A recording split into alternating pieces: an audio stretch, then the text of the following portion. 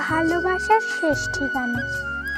Office থেকে ফেরার পথে রাফি প্রতিদিনই সে কফি শপে ঢোকে, এক কাপ কফি নেয়, জানালার পাশে নির্দিষ্ট টেবিলে বসে কিছুক্ষণ বই পড়ে কিংবা অফিসের কাজ সারতে থাকে। কিন্তু আজকের সন্ধ্যাটা একটু অন্যরকম, কারণ সে খেয়াল করলো সামনের টেবিলে বসে থাকা মেয়েটি বারবার তার দিকে তাকাচ্ছে। মেয়েটির চোখ কেমন একটা চেনা ভাব। রাফি ভাবতে লাগলো সে কি আগে কোথাও দেখেছে। হঠাৎ মেয়েটি উঠে এলো রাফির টেবিলে। আপনি রাফি, তাই না? রাফি কিছুটা অবাক হয়ে মাথা নাড়ল। আপনি হয়তো আমাকে চিনতে পারবেন না, কিন্তু আমি আপনাকে চিনি। রাফি বিস্মিত হয়ে তাকিয়ে রইল। মেয়েটি হাসল, তারপর বলল, আমি তানিয়া, স্কুল সময়কার তানিয়া। তানিয়ার নাম শুনেই রাফির হৃদয় কেঁপে উঠল।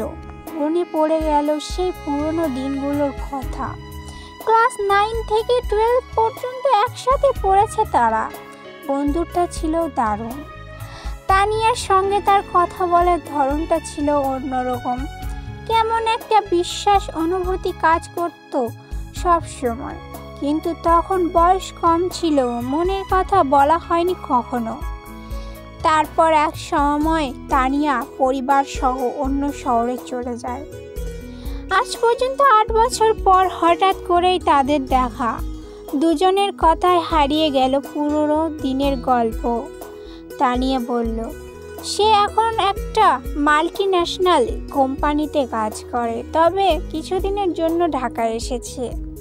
রাফি কিছুক্ষণ চুপ থেকে জিজ্ঞেস করলো, তাহলে কি আবার চলে যাবে? তানিয়া একটু হাসলো, তারপর বলল, আমি আসলে কোথাও যেতে চাই না, যদি থাকার একটা কারণ পাই। রাফির বুকের ভেতর কেমন যেন দূর দূর করতে লাগলো। সে চুপ করে তানিয়ার চোখের দিকে তাকিয়ে রইল। তানিয়া চোখ নামিয়ে নিল, কিন্তু তার ঠোঁটের কোণে এক চিলতে হাসি ছিল। সেদিনের সেই কফি শপের সন্ধ্যা থেকে তাদের গল্পটা আবার নতুনভাবে শুরু হলো। এবার আর না বলা কথাগুলো অচেনা রইল।